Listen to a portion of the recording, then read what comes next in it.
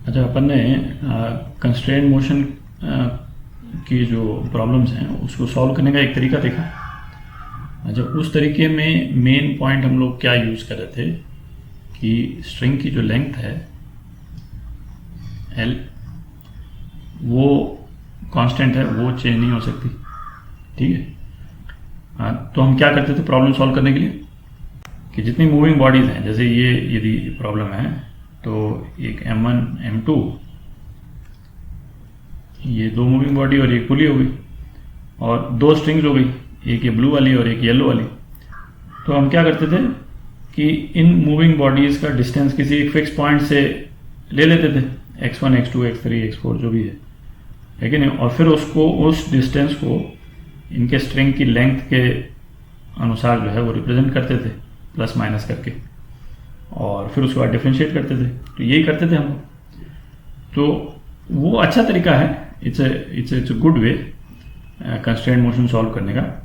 पर उसमें क्या है कि यदि नंबर ऑफ पुलीज यदि बढ़ जाती हैं तो ये जो स्ट्रिंग सेगमेंट्स हैं ना वो काफ़ी बढ़ जाते हैं।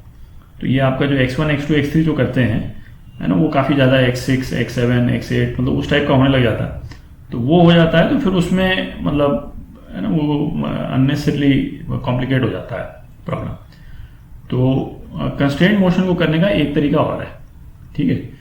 तो उसमें क्या चीज़ हम यूज़ करते हैं, उसमें हम वर्क डन बाय फोर्स का कॉन्सेप्ट यूज़ करते हैं। तो वर्क डन अभी अपन ने किया नहीं है, बट कोई मतलब इस पर्पज़ के लिए उसको एक समझ लेते हैं, कोई बहुत कॉम्प्लिकेटेड कॉन्सेप्ट नहीं है। तो किसी भी फोर्स के द्वारा वर्क डन जो है वो इस तरह से डिफाइंड होता है। फोर्स और डिस्प्लेसमेंट जो है वो वेक्टर क्वांटिटी है, तो उसका डॉट प्रोडक्ट है कि नहीं। तो मतलब हो गया एफ डी कॉस थीटा। ठीक है। इसका मतलब है कि यदि फोर्स इस डायरेक्शन में है और यदि डिस्प्लेसमेंट इस डायरेक्शन में है और इसके बीच में एंगल ये थीटा है ना। वर्क डन हम लोग डिटेल में करेंगे, जब वर्क पावर एनर्जी करेंगे तो उसको डिटेल में करेंगे, बट अभी केवल ये कंस्ट्रेंट मोशन करने के लिए एक थोड़ा सा वर्क किस तरह से डिफाइन होता है उसको देख लेते हैं। तो ये फोर्स जो वर्क करेगा वो बेसिकली है कि इस फोर्स का जो कॉम्पोनेंट डी के अलॉन्ग है, डिस्प्लेसमेंट के अलॉन्ग है। तो ये कॉम्पोनेंट है फोर्स का डिस्प्लेसमेंट के अलॉन्ग, क्या कॉम्पोनेंट है, एफ कॉस थीटा। ठीक है। वो मल्टीप्लाइड बाय डी का मैग्नीट्यूड ये वर्क का अमाउंट देता है, और ये वर्क स्केलर क्वांटिटी है। ठीक है। तो मतलब इसको दोनों तरह से कर सकते हैं, या तो फोर्स का वो कंपोनेंट जो डी के पैरेलल है, या डी का वो कंपोनेंट जो फोर्स के पैरेलल है। ठीक है। तो ये डी का कंपोनेंट फोर्स के पैरेलल है, तो ये हो गया आपका ये डी कॉस थीटा हो गया। ठीक है। आइदर वे जैसे भी आप देख लें, बट मेन है कि वर्क जो है वो इस तरह से डिफाइंड है, F dot D is equal to F D cos theta. ठीक है। डॉट प्रोडक्ट होता है फोर्स और डिस्प्लेसमेंट का। ठीक है।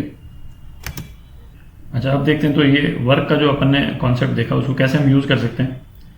तो सपोज दो बॉडीज हैं, M1 M2 हैं, उनके बीच में ये स्ट्रिंग है, लेंथ L है और टाइट है स्ट्रिंग। तो ये टेंशन है, T टेंशन है इनके बीच में। तो ये टेंशन जो है वो जैसा अपन ने देखा था, इस ब्लॉक को इस तरफ खींचेगा। ठीक है।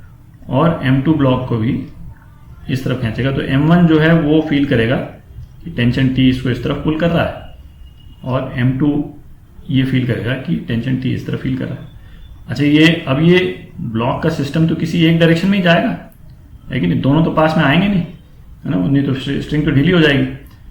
तो सपोज ये इस डायरेक्शन में जाते हैं, सपोज इस डायरेक्शन में जा रहे हैं, क्योंकि बाकी फोर्सेज भी हैं यहाँ पे जो इस पूरे सिस्टम को इधर पुल कर रहा है। ठीक है। तो यदि ये ब्लॉक x मूव करेगा तो ये ब्लॉक भी x मूव करेगा। ये तो क्लियर है, क्योंकि ये स्ट्रिंग का जो लेंथ है वो कांस्टेंट है। ठीक है। तो वर्क डन इस टेंशन के द्वारा M1 पे कितना हो जाएगा, इसको मैं W1 बोल देता हूँ। ठीक है। कितना हो जाएगा, T dot x same direction में है, Tx cos 0 मतलब टी एक्स। ठीक है, अच्छा वर्क डन इस टेंशन के द्वारा M2 पे ये कितना हो जाएगा, वो भी टी एक्स, एक्सेप्ट कि इस कंडीशन में क्या है, डिस्प्लेसमेंट इस तरफ है ना, तो t और x के बीच में एंगल जो है वो 180 डिग्री हो गया, तो टी एक्स कॉस 180 कितना हो गया, माइनस टी एक्स। तो इसका मतलब क्या हुआ, वर्क डन जो है वो टेंशन फोर्सेस के कारण जीरो हो गया। ठीक है, अच्छा ये हर केस में होल्ड करेगा, है ना, वो तो आप देख भी सकते हैं हर केस में होल्ड करेगा, क्योंकि ये बॉडी इस डायरेक्शन में जितना जाएगी उसके दूसरी तरफ जो भी बॉडी लगी होगी वो अपोजिट डायरेक्शन में तो जाएगी। ठीक है, तो यहां पे यदि एक बॉडी टेंशन के डायरेक्शन में मूव करती है तो दूसरी बॉडी टेंशन के अपोजिट डायरेक्शन में मूव करेगी, तो क्लियर ही, मतलब हम चाहे तो एक यदि पुली लगा लें,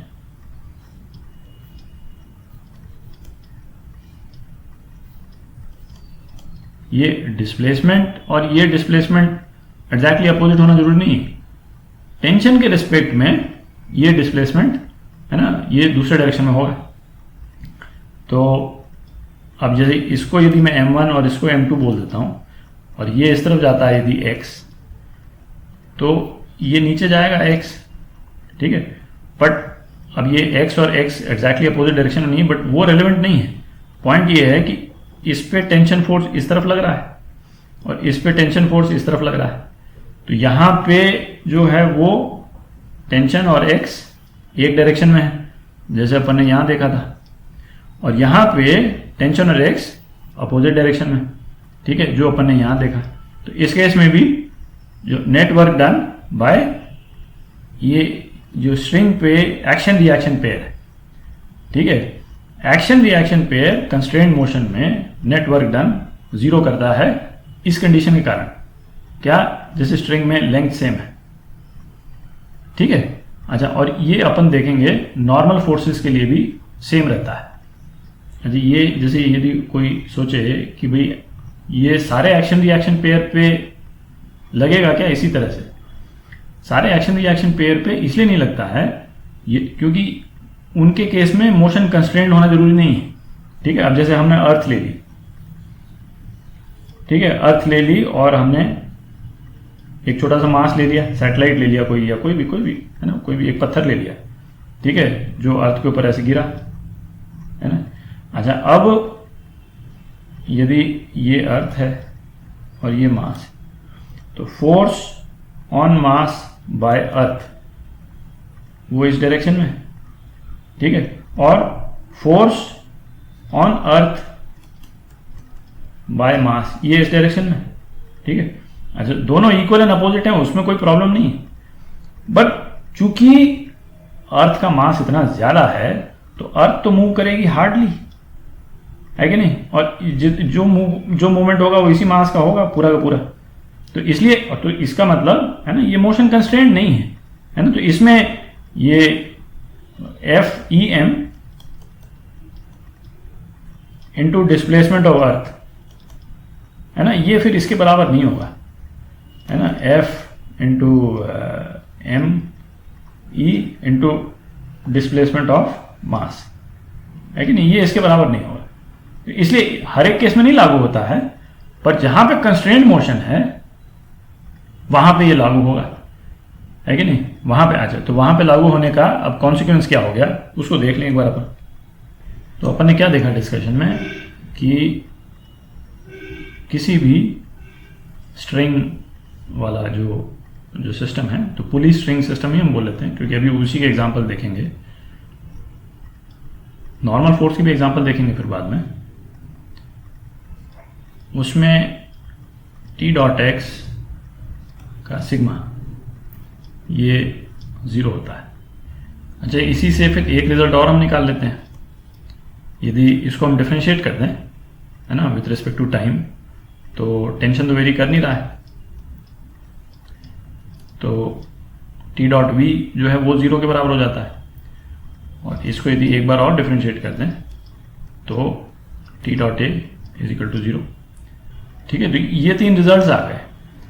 अब किसी भी है ना सिस्टम में यदि हमको है ना 3-4 वेट्स हों, किसी एक वेट की वेलोसिटी दे रखी है, तो हम टेंशन का एनालिसिस करके और इस इक्वेशन को यूज़ करके, अभी एग्जांपल देखते हैं, उससे क्लियर हो जाएगा, हम बाकी मासेस की वेलोसिटी निकाल सकते हैं। कंस्ट्रेंट मोशन जो अपन ने अभी तक किया था उसमें भी यही चीज़ करते थे हम, है ना, बस वो तरीका कभी कभी लंबा हो जाता है ना, तरीके में प्रॉब्लम नहीं है, बट वो तरीका कभी कभी लंबा हो जाता है। इस वाले तरीके से अपन देखेंगे कि कई प्रॉब्लम जो हैं वो ज़्यादा रिलेटिवली सिंपल तरह से सॉल्व हो जाती हैं।